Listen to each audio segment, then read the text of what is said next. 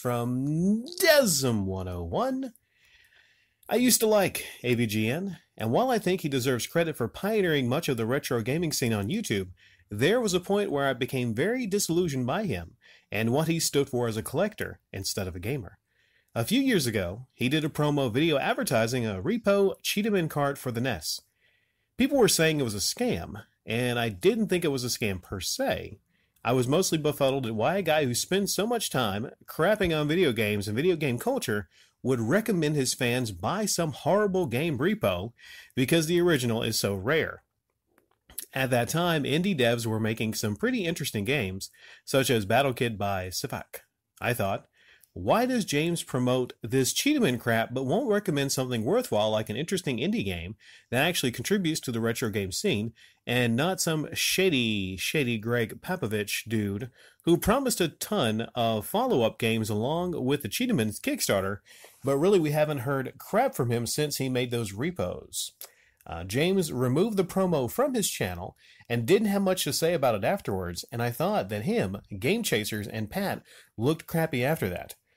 Put on top of that fact that so many of his rabid fans take anything said by his character as absolute truth, and you get a ton of people who watch AVGN that hate on some of the interesting bits of gaming history like Sega CD without ever trying it for themselves. Even Mike Matei has defended some of the games he craps over, like TMNT on NES. It's not as bad as people make it out. It sold like hotcakes in the 80s, and many of us loved it as kids. Yeah, the Cheetahmen scam. This is something I meant to get back to, but, sorry I didn't get to this before. I didn't know a lot about the Cheetahmen scam, and probably even now, I haven't done enough research, but, I've watched a lot of videos from different people talking about it. I actually saw that. Someone had saved that promo. They removed it since. I saw that. And I actually saw this one person named the Archfiend back then, 2011, 2012, or whatever, when this came out. He caught a lot of flack for going against him. That's the thing is, like, James, a lot of things that they take. He's loved. He's beloved, right? People like this, him and Mike, are beloved people. And whatever they say sometimes is taken as the gospel. That's a big problem here, okay? Because, you see, James and these other people you mentioned were attached to this Kickstarter. And it's interesting you say, because it's a crap game.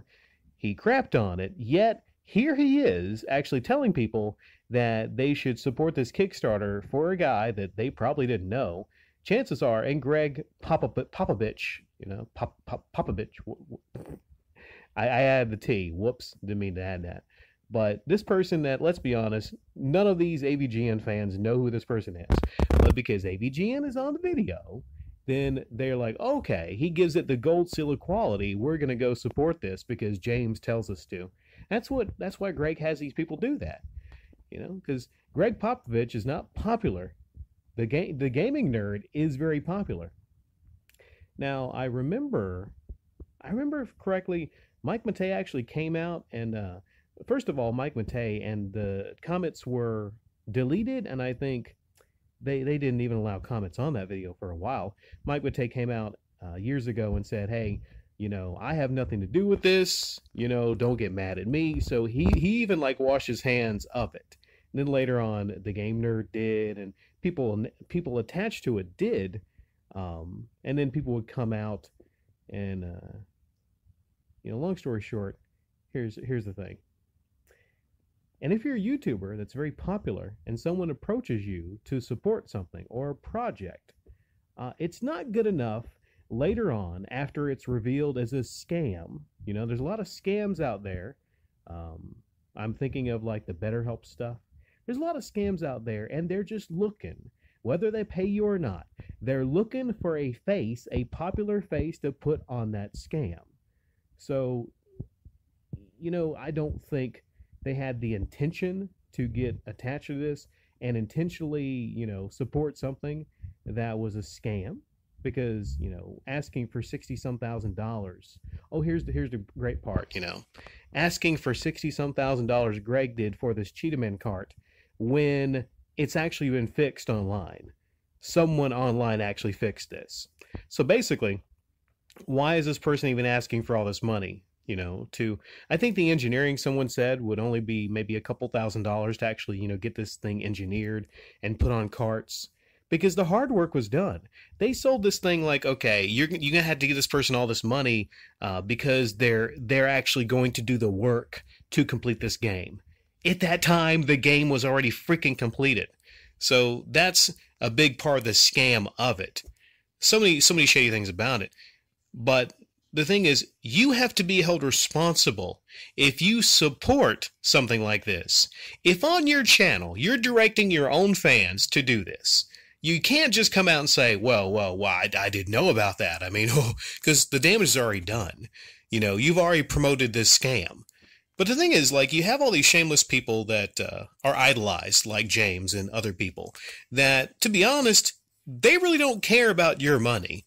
They don't give a crap about your money. They care about getting them money, okay? They will sell you all down the river. Believe that. They will sell you all down the river. Doesn't matter. And, you summed it up perfectly when you're like, in 1 minute, he's basically a hypocrite because he's saying, like, this game is terrible. He makes a video crapping on Cheetahmen. Yet, hey, if you want to play the completed version, it just doesn't make any sense. If he was at all self-aware, maybe he would have saw that at the time.